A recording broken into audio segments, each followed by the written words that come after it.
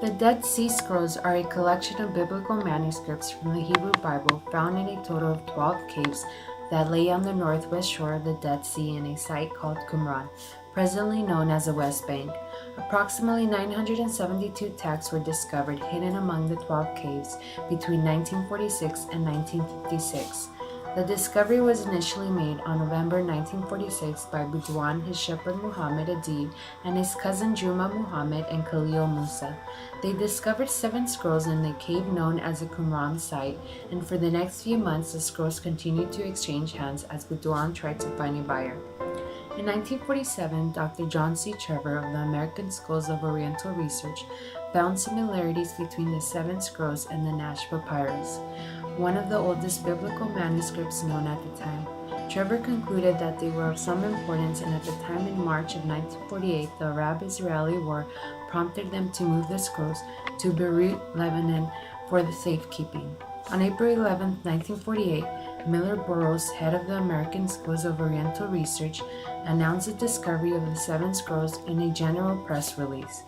In the late year of 1948 and over the next few years, search for the caves and the Dead Sea Scrolls resulted in the discovery of a total of 12 caves, along with thousands of fragments and scrolls with origins to Christian, Jerusalem, Essene, sectarian, and Saducean theory.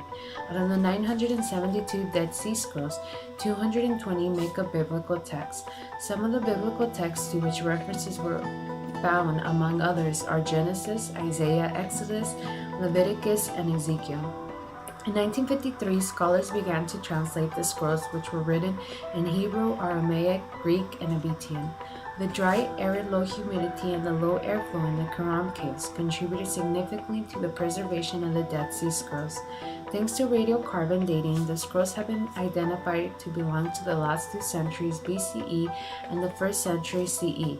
3 types of ink were used to write the scrolls on sheets of parchment, papyrus, and bronze.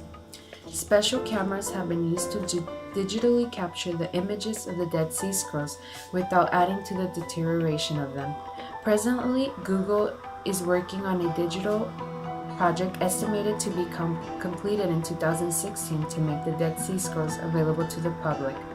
Upon discovery of the Dead Sea Scrolls, making them public was not seen as the ideal thing to do. Some religions seen the Dead Sea Scrolls as a blessing, while others were afraid of the religious content. For instance, some non-scholars believe that the Dead Sea Scrolls have been suppressed because they undermine Christian doctrine.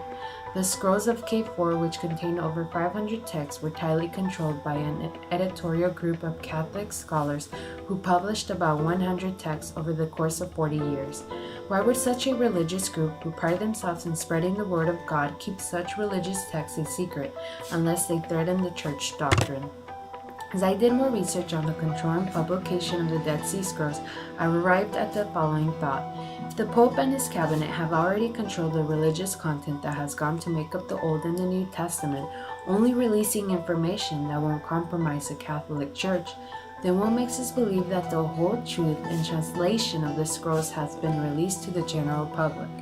For instance, the scrolls of K4 belong to a Dominican-sponsored school in Jerusalem, whom the Pope held direct ties with.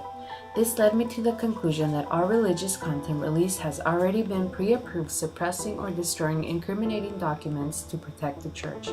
In addition, the scrolls were written by a Jewish religious group who established the Qumran settlement after persecution and destruction of the Jerusalem Temple, the holiest of places known as the House of God. Catholics argue that the Dead Sea Scrolls have nothing to do with the Christian religion because they existed long before the Christian religion did. On the other hand, some of the books in the Catholic Bible have been inspired by Hebrew scriptures, showing similarities between the Hebrew and Catholic Bible.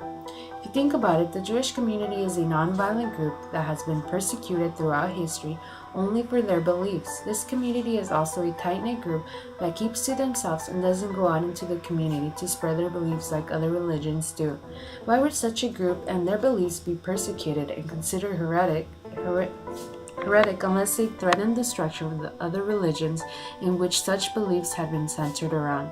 The efforts of the Catholic Church to keep the scrolls a secret, only releasing a few, should prompt us with the belief that we really shouldn't believe all that we hear and see until the full story has been released.